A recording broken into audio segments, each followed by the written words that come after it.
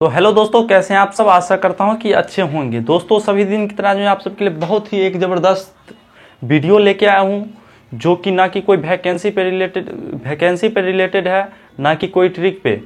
तो आप सब देख सकते हैं कि बिहार पुलिस की बहुत ही बम्पर वैकेंसी निकली है, जो अपने आप में बहुत सा पद है। जैसे आप देख रहे हैं 8,415 पद है, जो दोस्तों कहीं ना कहीं बहुत ज़्यादा है।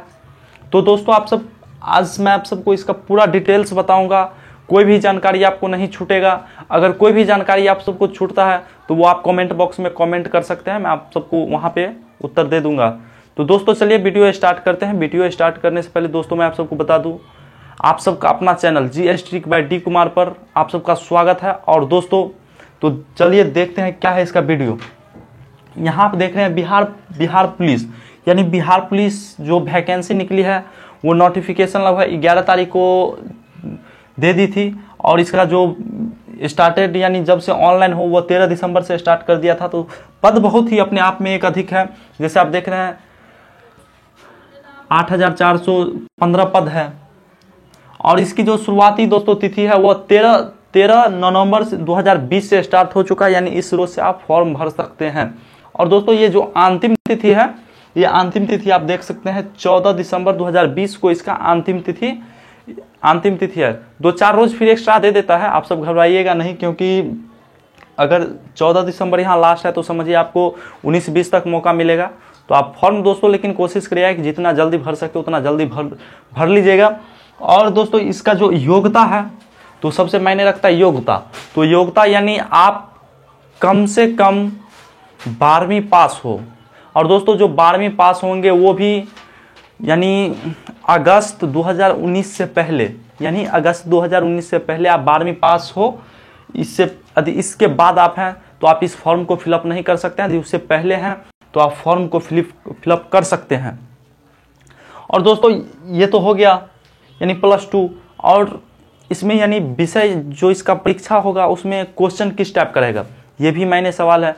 तो इसमें देखिए आपको GS, ज्योग्राफी, हिस्ट्री, संविधान यही सब रहेगा। उसके बाद GS में फिजिक्स, केमिस्ट्री, बायोलॉजी रहेगा। और करंट अफेयर, हिंदी, इंग्लिश और वही 2-4 मैथ रहेगा। तो यहाँ तक तो देख लिए इसका क्या क्या विषय भी है। आयु सीमा दोस्तों बहुत मायने रखता है, क्योंकि बहुत सारे ऐसे लोग होते हैं जिसका आयु समाप्त हो चुका हो या थोड़ा कम रह जाता है, तो उसके लिए तो आयु सीमा भी देख लेते हैं। आयु सीमा आप यहाँ देख रहे हैं 18, यानी जो अभ्यर्थी इस फॉर्म को फिलअप करेगा उसका आयु कम से कम 18 वर्ष होना चाहिए। 18 वर्ष होना चाहिए। और कितना से कम होना चाहिए, तो दोस्तों कितना से कम, तो 25 वर्ष से हमारा आयु कम होना चाहिए फॉर्म हिसाब से।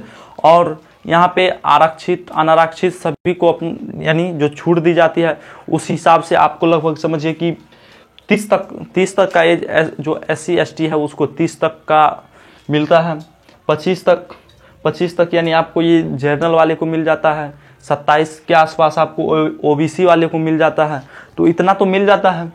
उसके बाद दोस्तों जो है इसका मेन प्रोसेस, यानी जो इसका यानी भर्ती होगी किस आधार पे होगी, तो देखिए आपको 100 क्वेश्चन ऑब्जेक्टिव दिया जाएगा, वो भी 1 नंबर वाले 100 क्वेश्चन रहेगा।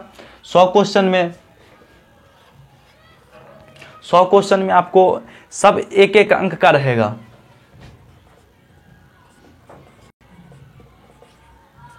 एक अंक का सब रहेगा। आपको इसमें जो बहुत सारे स्टूडेंट इसमें कंफ्यूज रहता है, आप सब कंफ्यूज मत होइएगा, क्योंकि अक्सर स्टूडेंट कंफ्यूज रहते हैं कि इसमें निगेटिव मार्किंग है। तो इसमें निगेटिव मार्किंग नहीं है। देखिए निगेटिव मार्किंग जैसे आप 3 या 4 सही, 3-4 गलती करते हैं तो उसमें आप जो सही नंबर लाए हैं, यानी आप जो सही आंसर किए हैं उससे भी 1 नंबर काट लिया जाता है। तो ऐसा इसमें नहीं है। तो आप सब घबराइएगा मत, सभी सवाल का उत्तर दीजिएगा। और बहुत सारा स्टूडेंट कंफ्यूज रहता है जो कि फर्स्ट बार फॉर्म को फिलअप किया है कि सर 30 नंबर पे भी हमारा सिलेक्शन हो सकता है। तो दोस्तों 30 नंबर पे आपका सिलेक्शन हो सकता है, लेकिन वो जो 30 नंबर है वो आपका पास मार्क है। यानी आप सिलेक्शन लेना चाहते हैं तो आपका नंबर कम से कम 30 नंबर से ऊपर 30 अंक से अधिक रहना चाहिए। लेकिन यहाँ तो है स्टूडेंट यदि यहाँ आप देख रहे हैं फॉर्म कितना है 8415, तो यहाँ फॉर्म कितना फिलअप होगा, फॉर्म आपको 15 लाख 14 लाख ऐसे फिलअप होगा। और स्टूडेंट जो लगभग समझिए ऐसे भी स्टूडेंट कम से कम 10 लाख एग्जाम देगा, कन्फर्म है 10 लाख एग्जाम देगा। और फॉर्म लगभग आपको 14-15 तक भराएगा, 14-15 लाख तक भराएगा। उसमें कुछ होगा जिसका डॉक्यूमेंट वेरिफिकेशन सही से नहीं हो पाया हो, बहुत ऐसा होता है एग्जाम में न बैठा हो, तो ये सबको काटते उड़ते यानी आपको 10 लाख है स्टूडेंट समझिए कि एग्जाम देगा। तो यानी 30 नंबर आपका पासिंग मार्क है, लेकिन आपका क्या है यहाँ तो कंपटीशन है कि आप 15 लाख स्टूडेंट फॉर्म भराए तो सबसे जो बेहतर प्रदर्शन करेगा उसको सेलेक्ट किया जाएगा। तो कम से कम आपको नहीं, कम से कम तो 70-75 प्लस चलते हैं तो आप समझिए कि हम सेपरेट हैं। कम से कम आपको 70 या 75 नंबर ला लेते हैं तो आप समझिए कि हम अब सेपरेट हैं, अब हमको कोई दिक्कत नहीं है। लेकिन बहुत सारे स्टूडेंट कंफ्यूज रहते हैं कि हम 30 नंबर ला लेंगे तो हम पास हो जाएंगे। दोस्तों ऐसी बात नहीं है, आपको यहाँ कॉम्पिटिशन है, यानी 15 लाख जो स्टूडेंट फॉर्म भरा है उसके साथ आपका कंपटीशन है। आप कंपटीशन में जितना बेटर करिएगा उतना अच्छा रहेगा। तो इसलिए इस कंफ्यूजन में नहीं पड़ना है, आप बेटर से बेटर तरह से पढ़ाई करिए और अधिक से अधिक नंबर लाने की कोशिश करिए और सारा क्वेश्चन सॉल्व कीजिए, क्योंकि इसमें निगेटिव मार्किंग नहीं है। हमको डर नहीं है कि निगेटिव मार्किंग है तो मेरा नंबर कट जाएगा, ये गलत होगा, ऐसा दोस्तों कुछ नहीं है। सबको टिक करिए, जो सही हो या गलत उससे कोई मतलब नहीं है। तो ये तो देख लिए। उसके बाद देखिए इसका जो प्रोसेस है दोस्तों, तो पहले आपका एग्जाम होगा 100 नंबर का। उसमें जो अभ्यर्थी जितना अधिक से अधिक अच्छा प्रदर्शन किया होगा यानी इसका 5 गुना लिया जाएगा, इसका 5 गुना लिया जाएगा। जैसे ये समझिए इतना है तो लगभग 50,000 के अप्रॉक्स 50,000 के अप्रॉक्स स्टूडेंट को यानी पास किया जाएगा एग्जाम में, इतना स्टूडेंट को पास किया जाएगा। और उसके बाद इस सब का फिजिकल होगा, फिजिकल यानी दौड़ होगा, गोला फेंक होगा, लंबी कूद होगा। तो ये जो 50,000 स्टूडेंट बच जाते हैं, ये स्टूडेंट इसमें जो सबसे बेहतर प्रदर्शन करेगा उसको छांटा जाएगा। और बोलिएगा जो इसमें छट गया, तो दोस्तों 50,000 स्टूडेंट के अलावा जो इधर बच गया समझिए सब बोकस है, उसका कुछ नहीं एग्जाम में कर पाया, इसलिए उसको छांट दिया गया। और 50,000 स्टूडेंट को 5 गुना इसलिए लिया जाता है कि बहुत सारे ऐसा होता है कि दौड़ में फेल हो जाते हैं, और बहुत सारे ऐसे होते हैं कि लंबी कूद में फेल हो जाते हैं, बहुत होता है मेडिकल में फेल हो जाता है। तो इसलिए स्टूडेंट वो अधिक करके लेते हैं और धीरे धीरे छांटते जब प्रोसेस के पास पहुंचता है, जब उसका सारा डॉक्यूमेंट वेरिफिकेशन के पास पहुंचता है, तो आपको बस इतना ही पद यानी 8,415 स्टूडेंट ही पहुंच पाता है। और जितने भी ये स्टूडेंट हैं सब कहीं ना कहीं असफल हो जाते हैं। और आपका जो मेरिट लिस्ट बनेगा वो आपका एग्जाम पे नहीं बनेगा, जो आपका मेरिट लिस्ट बनेगा जो जिससे आपका पता चलेगा कि आपको कितना नंबर मिला है, और आप जो परीक्षा पास करिएगा तो वो आपका दौड़ पे नंबर बनेगा, दौड़ पे नंबर बनेगा। जो आप गोला फेंकते हैं उस पर आपका नंबर बनेगा, जो आप लंबी कूद करते हैं उस पर नंबर बनेगा। आप तो एग्जाम सिर्फ पास कर रहे हैं कि हाँ हम इसमें पास हैं भाई, अब हमको अगला प्रोसेस के लीजिए। तो आप इसमें कंफ्यूज मत होइएगा, क्योंकि ये जो नेक्स्ट प्रोसेस होगा यानी आपका जो जिस पे आपका नंबर बनेगा, आपका जो मेरिट लिस्ट बनेगा वो आपकी दौड़ पे ही बनेगा, आपकी ना कि एग्जाम पे बनेगा। एग्जाम सिर्फ आप पास कर रहे हैं, तो इतना ध्यान दीजिएगा। तो यहाँ तक तो समझ लिया। उसके बाद दौड़ के बाद आपका जो मेडिकल होगा उसका मेरिट लिस्ट जारी होगा, उसके बाद मेडिकल होगा, उसके बाद आपका जितने भी डॉक्यूमेंट है उसका वेरिफिकेशन होगा। और डॉक्यूमेंट वेरिफिकेशन में अक्सर स्टूडेंट गलती कर देते हैं कि दोस्तों यदि कोई है BC तो वो दे देता है SC, कोई है SC तो वो दे देता है ST। तो वो गलती भी मत करिएगा।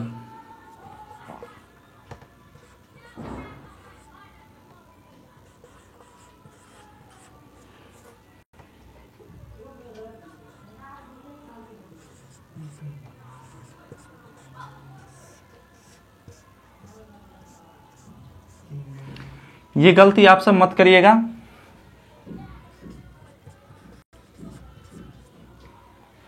ये गलती मत करिएगा, क्योंकि इसमें अक्सर मान लीजिए आपका नाम गड़बड़ है तो वो चल सकता है, डॉक्यूमेंट वेरिफिकेशन के समय आपको वो ले लेगा, लेकिन जब आप कैटेगरी गलती कर दीजिएगा तो आपको छांट देगा वो वहाँ।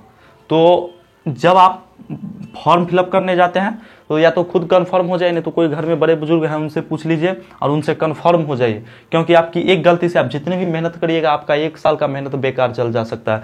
नाम गलती होगा सुधार हो जाएगा, लेकिन कैटेगरी गलती होगा तो आपको छाड़ दिया जाएगा। तो ऐसा गलती मत करिएगा। और दोस्तों जो यहाँ पे बात है कि फी कितना ली जा रही है, तो फी जो आप SC ST हैं उससे 112 रुपया लिया जा रहा है, और जनरल OBC EBC जितने भी हैं इधर उसको 450 रुपया लिया जा रहा है। तो जनरल OBC सबको 450 रुपया और SC ST का 112 रुपया लिया जा रहा है फॉर्म फिलअप करने के लिए। और दोस्तों देखिए, जब आप फॉर्म फिलअप करने जाते हैं तो आपके पास कौन सा महत्वपूर्ण डॉक्यूमेंट होना चाहिए, वो आपका पहला है, आपको तो सबसे पहले उसका जो आधार कार्ड रहना चाहिए।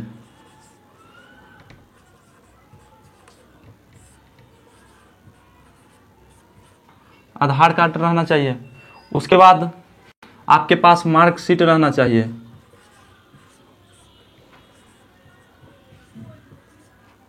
मार्कशीट रहना चाहिए, 2 डॉक्यूमेंट हो गया। उसके बाद आपका जो एड्रेस तो सारा इसी पे लिखा रहता है। मार्कशीट से आपका नंबर ले लिया जाएगा और कौन सा कैटेगरी है ये तो आपको मालूम ही होगा। तो ये डॉक्यूमेंट आप ले जाइएगा। और जो आपका एज, दोस्तों देखिए सबसे बड़ी बात है एज लिमिट। तो एज लिमिट में बहुत सारे स्टूडेंट होते हैं कि आपका आधार कार्ड से एज लिमिट नहीं लिया जाएगा, ना कि आपका एज लिमिट 12th के कोई भी पेपर से लिया जाएगा। आपका एज लिमिट लिया जाएगा, वो एज लिमिट आपका 10th का जो मार्कशीट होगा उससे लिया जाएगा। तो आप 10th का भी मार्कशीट लेके जाइएगा, उससे आपका एज लिमिट लिया जाएगा कि आप कितनी एज के हैं, ना कि 12th के सिर्फ 12th का डॉक्यूमेंट से आपका जॉब लगेगी। तो यहाँ तक तो प्रोसेस जान लिए। उसके बाद हम जानते हैं दोस्तों, ये सब होने के बाद जब हम जॉब पे जाएंगे तो मेरा वेतन कितना होगा, यानी जो हम जॉब करेंगे तो हमारा पैसा कितना रहेगा, ये भी बहुत सारे स्टूडेंट के मन में ख्याल आता है। तो चलिए इसको भी मैं आप सबको बता देता हूँ। तो दोस्तों जब आप सबकी भर्ती होगी तो उस टाइम में आपका वेतन लगभग 27,000 से स्टार्ट होगा दोस्तों। 27,000 या 28,000 से स्टार्ट होगा, इतना से स्टार्ट होगा। और ये धीरे धीरे आपको ये मिलेगा टीए भत्ता और रूम किराया इधर उधर खाने पीने, वो तो आपको अलग से मिलेगा। लेकिन ये जो आपका है वो पर्सनल आपका इतना इनकम मिलेगा, ये मंथली आपका होगा। और ये धीरे धीरे बढ़ते चल जाएगा, नीचे नहीं आएगा, बढ़ते चल जाएगा। आपको सारा चीज़, ड्रेस के लिए भी सारा चीज़ पैसा मिलेगा। तो इसमें जो देख रहे हैं कि पैसा भी अच्छा खासा दिया जा रहा है, जॉब भी बहुत ही क्वालिटी की है। और इसमें जो एक बात और है कि आप जब फॉर्म ऑनलाइन करते हैं तो उस टाइम में आपको 4 या 5 ऑप्शन मिलेगा, जिला पुलिस या BMP या गोरखा, कौन सा चूज करना चाहते हैं तो वो भी चूज कर लीजिए। वो आप सबके ऊपर डिपेंड पड़ता है कि आप सब किसको ज़्यादा लाइक करते हैं, या जिला पुलिस को या BMP को या BSF को, या जिसको आप, वो आपकी मर्जी है दोस्तों। तो इतना तो जान लिए दोस्तों। तो सारा जितने भी मेरे हिसाब से इन्फॉर्मेशन था वो सारा इन्फॉर्मेशन मैंने दे दिया। अगर आप सबको और कुछ इन्फॉर्मेशन चाहिए तो दोस्तों आप कमेंट बॉक्स में पूछ सकते हैं। तो कैसा लगा वीडियो, सारा इन्फॉर्मेशन आपको मिल चुका है यहाँ से। और मैंने जितने भी इन्फॉर्मेशन था